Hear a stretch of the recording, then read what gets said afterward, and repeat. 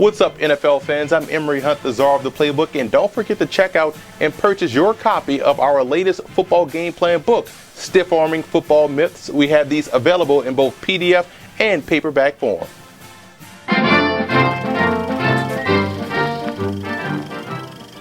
Welcome to FootballGamePlan.com, where football makes sense. I'm Emory Hunt, the Czar of the Playbook, and welcome to another edition of Film Session with the Czar, where we always like to say, the eye in the sky doesn't lie. And today we're going to break down a game of 2015 NFL Draft hopeful cornerback Ron Fields of Texas A&M Commerce. First, let's get to know Ron Fields in our player profile. 6'3", 195, a guy that I graded out as a first-round prospect, and I'm going to explain why in this video, and in my opinion, compares favorably to Richard Sherman. Throughout the course of his career, he averaged 19 yards a kickoff return, 9.5 yards a punt return, 5 interceptions, and 70 tackles, and was a two-time all-conference performer. Only played 2 years at Texas A&M Commerce after transferring from a JUCO. What initially stood out to me about Ron Fields' game was how he breaks on the football. This is elite level stuff right here. To be able to go from a complete stop to breaking up a pass or picking it off is very tough to do. That shows you great quicks, instincts, and timing. And this also shows you that Fields can excel in playing off the wide receiver in either man or zone coverage. Another thing this shows you is patience. He's able to wait, then drive on the ball. No wasted movements as he shrinks space while also playing with length. Fields is 6'3", 195 and definitely plays that way, which makes it tough to complete passes on his side.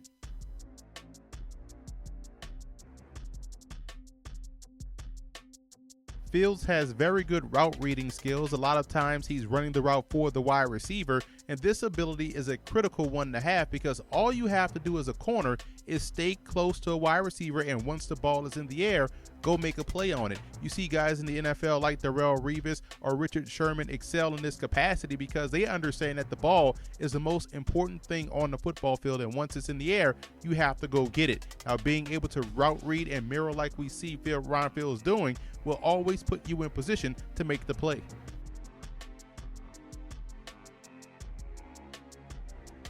How well can you as a cornerback recover? You'll see Fields getting hit with stutters and also double moves, but he does a great job not panicking and is able to stay with the play. He does this with a combination of elite level footwork, hips, and also getting a hand on a wide receiver. Feet, hips, and hands are vital elements for effective cornerback play, and as you can see here in this case, they help you recover when you're beat initially. Another element of Ron Fields' game that's very impressive is his technique. He does an excellent job of dictating. If he wants you to take the sideline, he does it. He's patient in his back pedal, forcing you to declare a side, and he either pins you to the sideline or hugs that upfield shoulder and makes a play on the ball. You'll even see him at times do a great job of stacking the wide receiver, which throws off the timing of the route and forces the quarterback to hold the ball a little bit longer. Playing with great technique allows you to take much more calculated risk because you're never going to be completely out of position to make a play. You can tell he was extremely well coached at Texas A&M Commerce.